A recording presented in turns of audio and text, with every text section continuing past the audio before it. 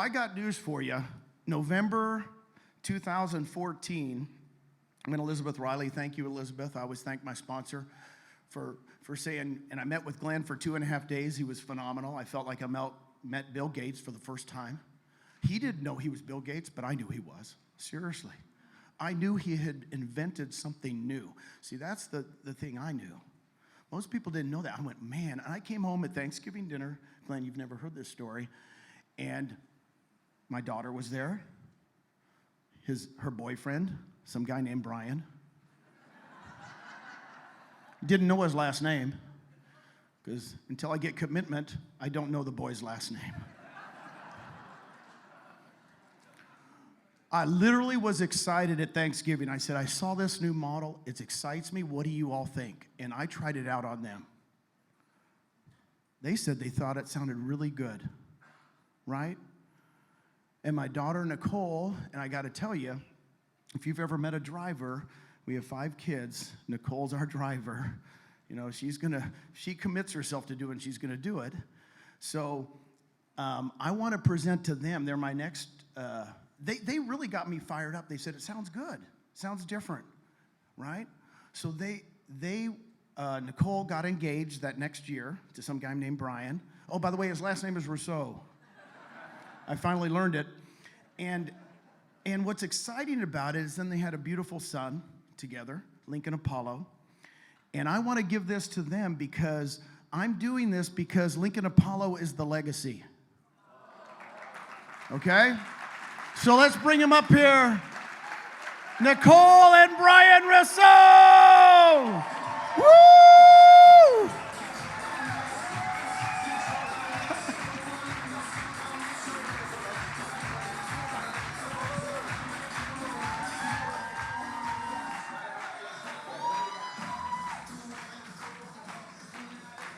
Yeah. So excited. Thank you. All right. Well, who's having fun? I'm having fun, right? Let's make real estate fun again. Thank you, Gene, for that. So I had a story all planned. Gene just told it, so thank you. I can get all that out of the way. First I want to get started by thanking Brent and James for inviting us on this stage. This is our first time together speaking to a group like you. Thank you so much for that. This is great for my heart and for our family. So I also want to give God all the honor, glory, and praise because without him, none of this is possible, for real. So, and thank you, Glenn. I just love you so much. So my story is told. I'll tell a few great things about my wife. Don't go overboard. I won't, but I'm totally in love with her. And she is a driver, one of the most gifted people that I've ever met in my life. And I'm a driver too, and it's good because it's fun to work together because of that. It is fun, but I get to take a step back sometimes. She makes me. So with the story already told, Nicole, just get right into it. All right, thank you, babe. I do love you. This is gonna be fun. So my goal today, you guys, is to bring you guys just some practical things. You know, we heard that firecracker woman in the blue. Oh my goodness. People like her come into this company, and it's a little intimidating in that we don't know where to start on social media all the time. So I'm talking to the people that may be in the room that don't have a bunch of people knocking through their DMs like, I know I don't know you, but I love you on social. Sign me up. I want you to be my sponsor, right? Does anybody feel me on this one? Like, are you that person? Okay, so my goal is to bring just back to the basics some practical stuff. And so as I go to the first slide, I also want to mention that, is it working there? I also want to mention that I did this presentation in Puerto Rico about a month ago. I had a little more time, and I went into things a lot more detail. So if there's something that I don't really cover in detail and you want more of it, go to the Puerto Rico Mastermind on Brent's website. But I'm going to cover a lot and go pretty fast here. And also, by the way, I'm in a competition with Jay Kinder for the most views for the Puerto Rico Mastermind. He doesn't know, it's one-sided, so I would really appreciate if all of you guys just went and helped me win, the competition that I'm in with Jay. Okay? All right, let's go ahead and get started. The first thing that I wanted to really point out, you guys, is that This is a business. Revenue share is a business. It's not just, oh, I'll just attract some agents to EXP and become a millionaire. If you're not ready to run this like a business, you're not serious. And when I think about the business, I think of kind of two sides. I think of there's your frontline business and getting agents into your frontline, and there's your organizational business. In the beginning, you're kind of only thinking about your frontline business because you have to start somewhere, right? So that's what I did. I literally burned the boats. Gene usually tells the story of the Wolf on Wall Street. That was me. I was a tanning salon operator before EXP for 16 years. I had my license, but I wasn't really doing anything with it. He showed us the platform. I was like, I'm in. But I was seriously in. I was what Brent Gove calls desperate. I didn't have money coming in. So I'm focused on the front line, and I really kind of didn't know what I was doing, even though I shadowed Gene for a little while. But that worked for me. I just jumped in, and you've heard that. So there's that section of the business, and then there's also the organizational business. And as you start to get frontline agents, one of the first 6 agents I got into my organization was a month in, Allison Gaddy comes along. Allison Gaddy. I could literally break down, but she's become my best friend, you guys.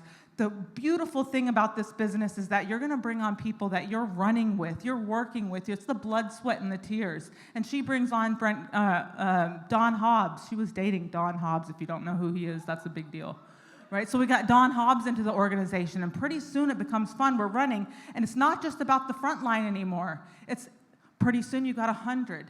And the business looks a little different when you have 100. And then it starts to grow, 300, 500, and then 1,000.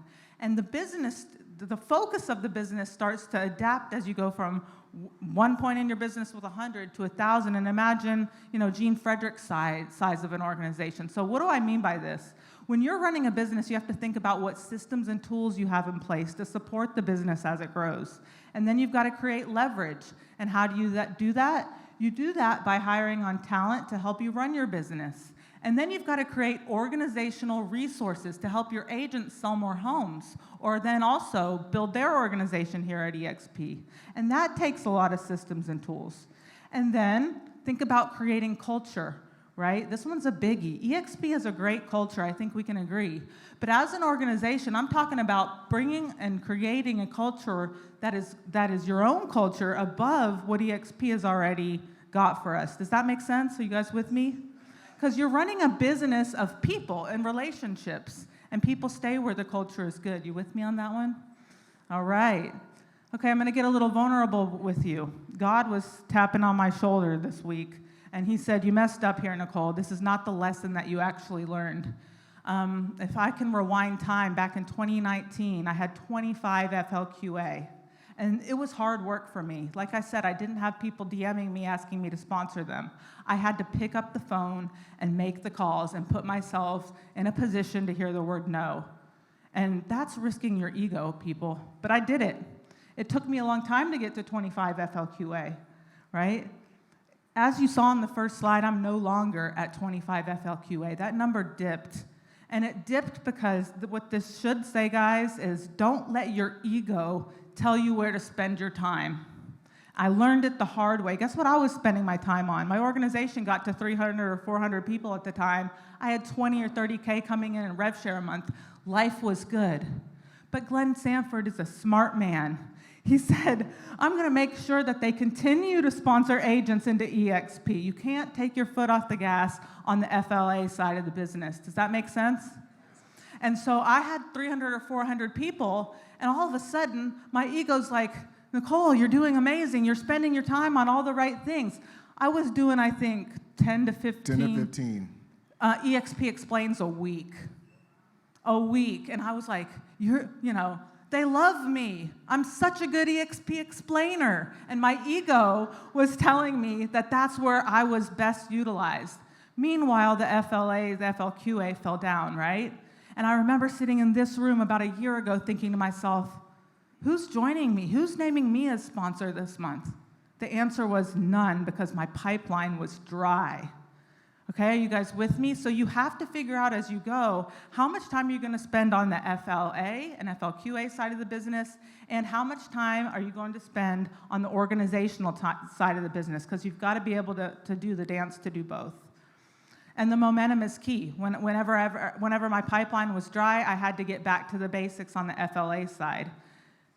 Right, and so momentum is key. The Big Mo, find that in a great book called, not Financial Prospecting, but The Compound Effect. And momentum really matters when you have a direction. The direction is your process. So what does that mean? First, track your numbers. Get a wealth chart. So if you don't know what a wealth chart is, talk to your senior leaders, your senior business partners. They will help you. Rob put together a great video with Brent Gove at a Brent Gove event. For the sake of time, I'm not going to get into it, but it's extremely important that you guys get a wealth chart. It's about yay big. Put it on your wall and look at it.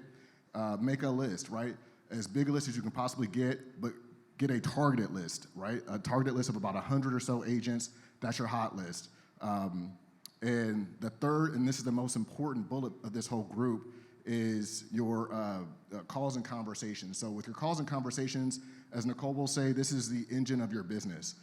Make the calls and make the conversations deliberate to schedule an appointment, not just to check in. So these appointments are Zooming the model.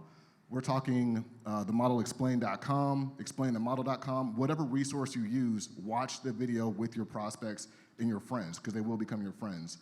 The next exposure should be to set up a third-party validation. Nicole mentioned culture. Culture is a very important thing. People join people, so as you introduce them to your senior business partners or other EXPers that they can relate to, I just think it's so important. The next thing, just for the sake of time, is just jumping ahead to the application process. We don't want to just drive all the way down the field, to the red zone, to the 5-yard line, and all of a sudden just fumble the ball. We want to get on a Zoom with them, take them out for coffee, go through the process, go through the ICA, and make sure that they name you as sponsor. Mm-hmm. Awesome, babe, thanks. And I also just want to say, I don't know if I included this part of the story, but it fell from 25. Anybody want to guess what it fell to? Maybe somebody knows my numbers. Oh, 3, that's crazy. 12. Who said 3? Kind of disrespect. 12. It was 12. And that's when my fire got lit, like, whoa, I'm not doing this right. I'm not allocating my time. I'm not risking my ego like I was in the beginning, and that's what I need to get back to.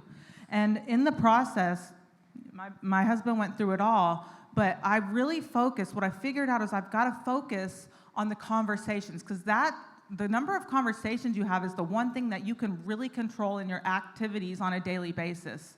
I can say I want to have 20 conversations with agents before I leave my office today, right? Are you guys with me? And it's the amount of conversations that you have that will result in more model explain presentations, that result in more 3-way calls, that result in more applications. So if you're setting your goals to fill your pipeline to have X amount of people join you every month, you can't really set that goal until you've had enough conversations. And so that's what I focus around when I talk about setting my goals. It's the amount of conversations that I have. And track your numbers, they definitely matter. And it's working. I had 3 people name me as sponsor this month. So, and I'll tell you a couple of things that I've done to kind of get inspired and get back on track for that. The next point is get social. Get social. Some people always ask me, okay, what if I've explained the model and then set up the 3-way call and they still haven't joined? What do you do next, right? What do you do next? You don't let the conversation die. Jay Kinder does a great job of explaining this. You always set the next exposure. Getting social will help you set the next exposure. And basically all it is becoming really good at inviting people to things. So if I'm talking to agents and I have something going on in my organization, like on Zoom, I'm going to invite them to it. It's a great time to reach out and reconnect and invite them to something. It's a next exposure. And it kind of goes along with my philosophy of, I think it's better to show you what it's going to be like in my organization to partner with me before you actually get here. Like, be their surrogate broker. Are you guys with me on that one? Show them value. Get really good at that. And you don't even have to be the one creating the value. You just have to be good at inviting them to the value. And you can utilize things that are going on in your marketplace too, like title companies do crazy events in Dallas all the time, and I'm constantly looking for ways to invite people I've been talking to those events. Okay, Tina Call says this really well. Become a professional inviter, okay? Next point, the fortune is in the follow-up. No different than our real estate business, right? But what are you doing? You should be having enough conversations to where if you weren't tracking them, they'd be all over the place. If it's not confusing, if you're not creating chaos, you're probably not doing it right. But then having a system on the back end to really organize those conversations and schedule the next follow-up appointments, I think is critical. I changed my life this year when I had 2 hires that helped me change my life. First hire, and this is a part of leverage of building my business, Jean Sarah. I call her Little Jean because that's Big Jean. She's in the Philippines, and she's my personal assistant. You guys, she basically shadows me on Zoom all day. So if I'm on the phone talking to an agent, she's in my CRM making notes about the conversation we're having, right? If I'm on a Zoom appointment with an agent, she's in my CRM notes about the conversation where I know everything about the agents that I'm talking to, and I don't forget it because on the next follow-up meeting, she briefs me. All basically I have to do is show up. Imagine how powerful that is, right? It saves me so much time.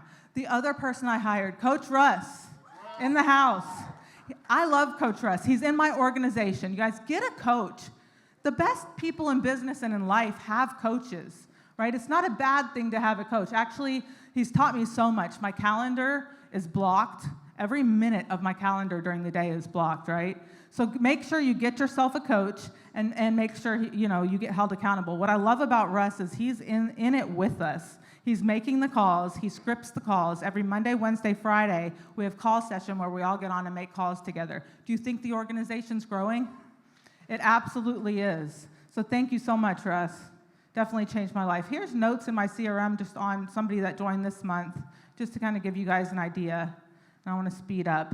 Onboarding. I'm not going to have so much time to go through this as I would love to, but the Puerto Rico Mastermind is going to give you guys a crash course on onboarding. I set up an onboarding for my organization as well as Jean's organization. And to give you a good idea, I have a staff, like a concierge staff that we trained. And EXP's onboarding department, it has come a long way, but it has not always been what it is today. So we were dealing with this when Jean was recruiting hundreds of people a month, right? And if you don't know EXP's onboarding process, I suggest that you get to know it. It's 4 simple steps. It goes from application to ICA, to license transfer at the state level, to passport activation, to where they're going to get active with all their systems and tools, right? What we have, I charge my people to do 2 things. Make sure somebody gets through EXP's onboarding as quickly as possible, and then set up 2 concierge appointments, one to tour them through EXP World, and the other to tour them through Enterprise. All right? My Puerto Rico Mastermind goes through all of this in high detail, you guys, but we really go through things with our people to make sure they get set up right. And I encourage this, because you guys know how it is. You work so hard to get them to fill out that application. And if they don't have a good onboarding experience, chances of you keeping them goes down, right? Have you guys experienced that? So this is so important. So our team goes through all this, and we also have an organizational resource page. Take a picture of this and then go back and help me get views versus Jake Kinder. On our organizational resource page, we sign them up for our weekly mastermind that we do to help with growth and production. And the people and systems that I have in place, I have a concierge team of about 5 people as well as a manager. We have weekly meetings. The systems I use, number 1 is a resource website with a Google form. Number 2 is a Slack communication channel to communicate with my staff. Follow-up Boss is the CRM, and Time Doctor to track them. This is an example of our organizational resource page. This is where they go to request an onboard request. And then from there, they just simply, as a sponsor, fill out a Google form that gives us the application's information, the applicant's information, as well as the sponsor's information for us to communicate with both parties as we take them through the process. That Google form goes to Slack. Slack channel is the communication platform that I use between me and my concierges. Somebody takes that and puts that into Follow-Up Boss. Okay, Follow-Up Boss is an excellent CRM. And in Follow It Boss, we track our people through the process. And we have about a 22 list checklist. That's what you see here on the left. And we go item by item to make sure we get them as a concierge service all the way through. And at simple stages in there, there's templated texts and emails that get sent out through the process to where it doesn't matter which concierge is helping you as an applicant, you're going to get the same consistent messaging that welcomes, and then the sponsors copied on everything. If you guys are interested in learning more about this, reach out to me on Workplace. I'll do group demos just to show you what it is that we do. You don't have to invent this if your group is small. You probably have somebody in your organization upstream from you, like a Gene Frederick or a Brent Gove, that does onboarding like this. But think about this for when your organization gets to hundreds or thousands, right? And with that, my time's up. It's been up. She's a rock star, people. Sorry. She's a rock star, people.